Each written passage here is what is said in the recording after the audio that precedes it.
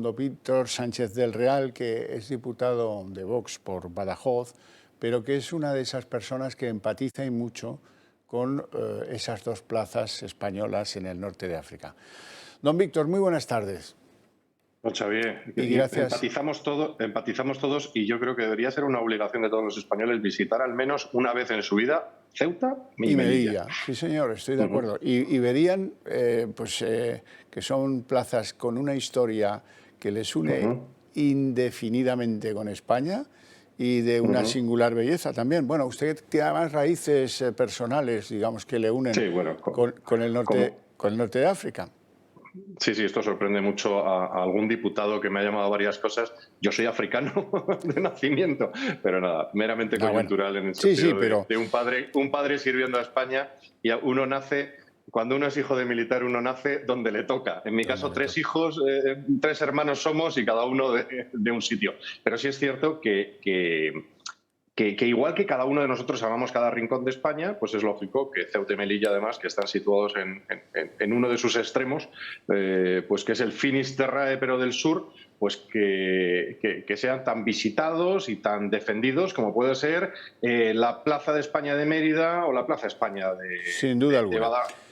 de Madrid, ¿no? Pero es esencial comprender esto, es lo primero. pensando en esos compatriotas en Melilla o en Ceuta, cuando leen o cuando leemos todos, parece que se junta mucha gente en el Gurugú preparando otra nueva ofensiva de los inmigrantes ilegales. Claro, una cosa es verlo desde la península, que dice, bueno, esto ya me lo sé, esto ya me lo sé, y otra cosa es vivirlo en Melilla o en Ceuta con carreras por las calles cada 2 por 3. Y eso lo cambia todo.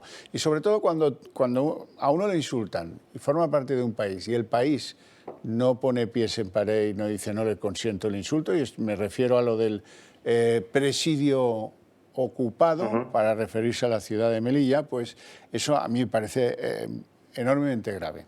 Y valorando con el asunto con alguno de mis oyentes, yo tengo que decirle una cosa clara. Sé que Vox ha presentado una proposición no de ley, una PNL, como se suele decir en el argot del Congreso, pero francamente, ahora lo discutimos y usted me la cuenta, a lo mejor me convence o a lo mejor no. A mí me parece que eso no cambia nada porque las proposiciones no de ley acaban en el cesto de los papeles la mayor parte de las veces, sobre todo cuando pues uno forma parte de la oposición y le pasan el rodillo frecuentemente, ¿no?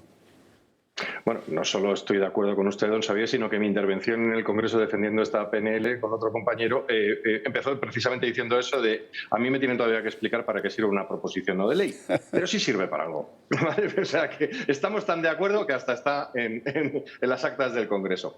Pero dicho eso, sí sirve para algo. Efectivamente, no tiene, aunque se aprobara, que nunca van a aprobar nada que venga de Vox, pero aunque no se apruebe, nos permite hablar de temas, abrir el debate de temas y uno de ellos es la colaboración y la relación en este caso, con el Reino Alauí, con Marruecos. Nuestro vecino del sur, nuestro hostil vecino del sur.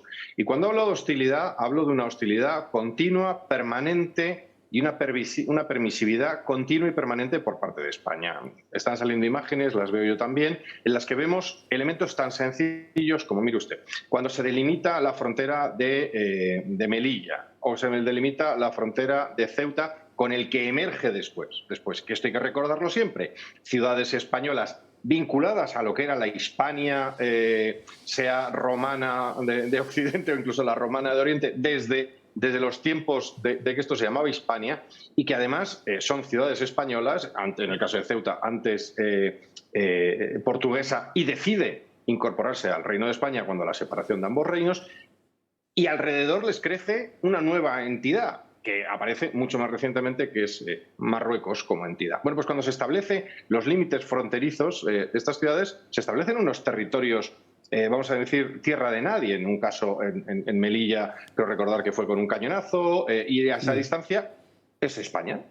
Punto.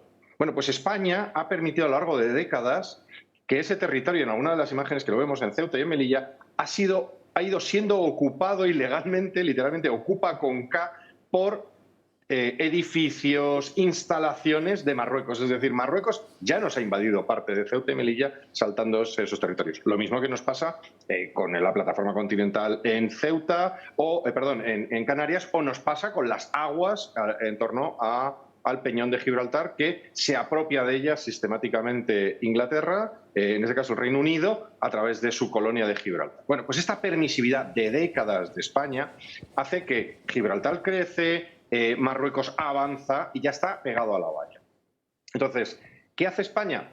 No solo es permisivo, sino que España hace, no quiero utilizar un término fuerte en este horario todavía probablemente infantil, pero es que pagamos además para que nos invadan. Es Pagamos decir, la durante Fanta, décadas dejémoslo en que pagamos la Fanta. Pagamos la factura. Es decir, no solo pagamos por los daños causados, que los pagamos nosotros. Es decir, la inmigración ilegal, que la utiliza como herramienta, no quiero utilizar el término diplomático, sino herramienta de presión en una zona gris, en lo que sería una zona gris en un conflicto bélico.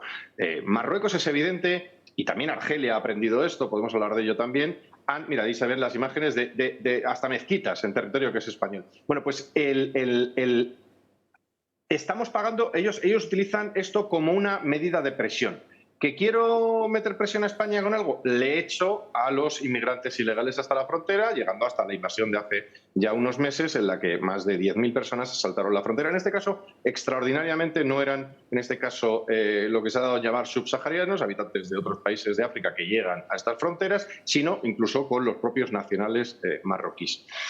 Esto... Pagamos los daños, pero es que encima pagamos al otro lado. Yo he tenido la oportunidad de visitar la valla de Melilla, de visitar en visita oficial la valla de Ceuta, y está mejor, y es para verlo. Yo no sé si en alguna de estas imágenes se verá, pero los vehículos que están del lado marroquí son mejores que los que tiene la Guardia Civil del lado español. ¿Por qué? Porque los del lado marroquí los hemos pagado también nosotros. Entonces, esto es absolutamente vergonzoso y vergonzante, y eso es lo que nosotros pretendemos, es que se cese la colaboración y se cese de pagar el pato y hacer el primo, como estamos haciendo sistemáticamente con Marruecos, que es hostil a todo lo que tenga que ver con la presencia de nuestras ciudades, sea en Ceuta, sea en Melilla o sea en la plataforma continental de las Canarias, que evidentemente, y las aguas territoriales de Canarias, por supuesto de Ceuta y de Melilla, que es lo que quiere quedarse Marruecos. Don Víctor, fíjese si estamos en sintonía, que hoy me he querido traer al programa una información no publicada por nosotros, según la cual el Gobierno va a regar con 30 millones al Reino de Marruecos, 30 millones de euros, para que se paguen dietas e incentivos a la policía marroquí e incluso la gasolina que precise para luchar contra la inmigración irregular y el tráfico de personas. Bueno, dicho esto, yo sinceramente me quedo mal. Me quedo mal porque me gustaría que mi país hiciera cosas de mayor contundencia en la defensa de la españolidad. Sé que en Ceuta y en Melilla las están haciendo, como por ejemplo proclamar persona non grata a María Antonia, la exministra de Zapatero, María Antonia Trujillo, que no sé por qué le ha dado por hacer manifestaciones pro-marroquíes como si trabajara en una agencia del Reino de Marruecos. Bueno, la han considerado persona non grata, están activos en las dos ciudades. Sin embargo, España no hace nada, o no hacemos nada los españoles. No sé qué se puede hacer, sí, se me ocurren muchas cosas, como a usted. Lo primero, empezar a hablar de ello en el Parlamento, que afortunadamente ya hay voces que levantamos la mano y frente a todas las demás fuerzas políticas le cantamos las 40 a este gobierno. Mira, por ejemplo, hoy hemos tenido la comparecencia de la secretaria de Estado de Exteriores, no viene el ministro, a presentar los presupuestos de la parte de Exteriores para el año que viene. Vale. Aparte de que crece el presupuesto de Exteriores en un 19,3%, pasamos de 2.400 millones a 2.875, de los cuales 160 son exactos, es que miro porque no quiero equivocarme, 160 son en los fastos de la presidencia europea el próximo segundo semestre del 2023, a mayor gloria de don Pedro Sánchez, que no de España. Cuando la secretaria de Estado nos presentan la brújula estratégica de la presencia internacional de España, yo no digo que España no se tenga que gastar 2.700 millones o incluso más en fomentar la imagen y en defender los intereses de España en el mundo. Probablemente incluso más. No estoy diciendo que esta sea una de las partidas a recortar, porque España vive de vender al mundo su imagen, sus productos, su cultura, su idioma. Probablemente incluso tendríamos que invertir, pero estamos gastando. Estamos gastando en lo que ellos llaman una diplomacia feminista. A mí aún es el día que me expliquen cómo una diplomacia puede ser feminista. Porque, ¿qué feminismo hay en Marruecos? Porque, ¿qué grado de relación hay con Marruecos y el feminismo? Bueno, pues los ejes estratégicos son los de siempre. Estamos gastando cientos de millones de euros en fomentar foros, encuentros y reuniones sobre la Agenda 2030 que nos limitan nuestra capacidad energética. Estamos gastando cientos de millones de euros, y yo digo cientos de millones de euros, en pagar a ONGs afines, como la Fundación Pablo Iglesias, que defiende el socialismo, porque ese es el objetivo fundacional de la Fundación Pablo Iglesias, para que vaya por el mundo pagado por todos los españoles. Por cierto, también alguna fundación del Partido Popular. Y estamos, eso que se ha permitido, repito, durante décadas, el mal no es solamente de este gobierno, sino de varios gobiernos, esto hace que en lugar de estar concentrados en ver cómo defendemos nuestras fronteras y cómo actuamos más allá de nuestras fronteras para defendernos y estar en prevención de defensa de nuestras fronteras, pues estamos hablando de la paz, de la Agenda 2030 y de la agenda feminista en el mundo. Me dirá usted que tendrá que defender España en ese tema, que me parece muy bien ser feminista, pero en eso 2.700 millones, y a mayor gloria de don Pedro Sánchez, en lugar de estar trabajando en la españolización, por ejemplo, del norte de África y, por ejemplo, que haya mayor simpatía, por ejemplo, pues con inteligencia, pues como... Y esto... A ver, hay gente que se le va a poner un poco la piel de gallina. En España hay cerca de 900.000, más cerca de 1 millón de ciudadanos marroquíes que residen en nuestro país, de los cuales aproximadamente un 30 o un 40% están en situación irregular. Y los tuits de la embajada marroquí en España les llaman sistemáticamente a la fidelidad a su rey, aunque residan en España. Tenemos una quinta columna de 1 millón de ciudadanos que no tampoco discuten esto, que son fieles a su rey residiendo en nuestro territorio. Bueno, pues en lugar de tener la inteligencia nosotros ir a los rifeños a rescatar los enlaces que podamos tener históricos con los rifeños, volver a que se aprendan español, que tengan una oportunidad, que haya formación, que podamos regular una inmigración legal y de personas con calidad para los servicios o para los puestos de trabajo que podemos necesitar aquí, y si no, para que ese país salga del subdesarrollo en el que vive gran parte de Marruecos. El que todo que conozca Marruecos sabe que gran parte de Marruecos sigue en un subdesarrollo profundo. Bueno, pues en lugar de eso, que es una prevención, es lo que llamarían en inglés un buffer, un territorio intermedio de control, pues nos dedicamos al feminismo en el mundo y a fomentar la paz mundial y otras cuestiones que yo he llamado hoy en la comparecencia de la Secretaría de Estado. Nos dedicamos a la poesía y a los juegos florales en lugar de utilizar la estrategia exterior de España y el dinero de la estrategia exterior de España en defender España. Aunque no me lo quiera adelantar, Vox está pensando en organizar algo en esas dos ciudades en el próximo futuro inmediato, ya que son, en generales, primera fuerza en alguna de ellas. Eso es. Es que lo que hay que hacer es dar, yo creo, mucho recorrido, y sé que ha estado hace 24 horas en esta misma cadena mi compañera diputada, porque es que somos la primera fuerza, por ejemplo, en el caso de Ceuta.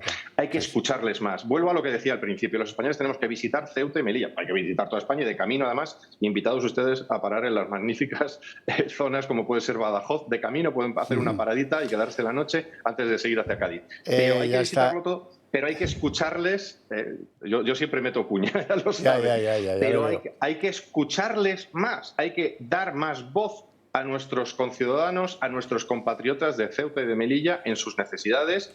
Y lo dijo Santiago Abascal muy recientemente, es que España no es solo la castellana. España son muchas plazas de España, son muchas plazas mayores, son muchas calles en las que pasan muchas cosas.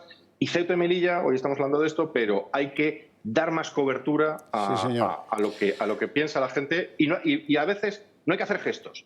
Es mejor gesto estar y escuchar 365 días al año que probablemente que montar ningún acto, que encima luego vendrán los del PP también a criticarnos y a decirnos que somos también personas non gratas. Bueno, ya sabe usted, en Ceuta.